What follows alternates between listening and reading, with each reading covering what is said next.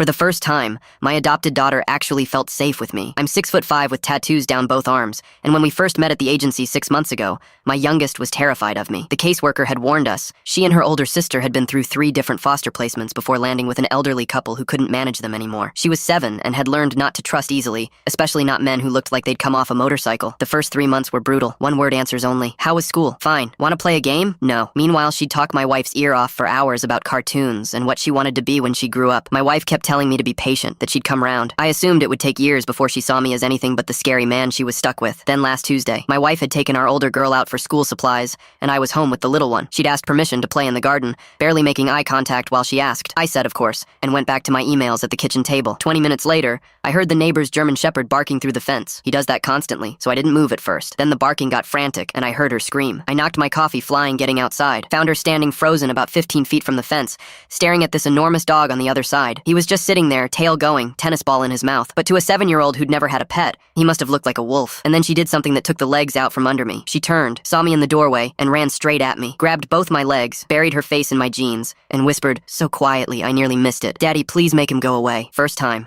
she'd ever called me that. I had to take a second before I could speak. I picked her up and she wrapped her arms around my neck, and I carried her over to the fence. The dog was still sitting there, patient, tail hammering the ground, because all he wanted was for someone to throw his ball. I crouched down with her still clinging to me and put my hand through the fence. He licked it immediately and pushed his head into my palm. See? He's not mean. He's just lonely and wants to play. She peeked out from my shoulder. I could feel her heart going against my chest. Then, slowly, so slowly, she put one small hand through the fence. He licked her fingers very gently and she gasped, and then she laughed. Actually laughed. First time I'd ever heard it. "He's silly," she said. "Want to throw his ball?" She nodded, and I set her down. She lobbed it over and he took off like a rocket, brought it straight back into her hand. She was appalled by the slobber and threw it again anyway. We were out there 20 minutes. She completely forgot she'd ever been frightened. Afterwards, I made her lunch, cheese toasty and apple slices, and instead of taking her plate to the sofa like always, she sat at the table with me. I started telling her about the work I was finishing, not really expecting her to care. That's when the questions started. "What do your tattoos mean? Did it hurt? Can I have one when I'm older? Are there more under your shirt? Will you teach me to ride a motorbike one day?" 47 questions in half an hour. I counted. My wife came home 3 hours later to find us building a blanket fort in the living room out of every pillow and sheet we own. Our daughter was explaining very seriously that the fort required a secret password and that the neighbor's dog should be permitted to visit at weekends. My wife just stood in the doorway with her hand over her mouth and mouthed, "What happened?" I mouthed back later. That night, when I tucked her in, she hugged me goodnight. Held on for a good few seconds too. 6 months of one-word answers. 6 months of wondering whether I'd ever be more to her than a shape in the doorway. And it turned out all it took was a dog, a tennis ball,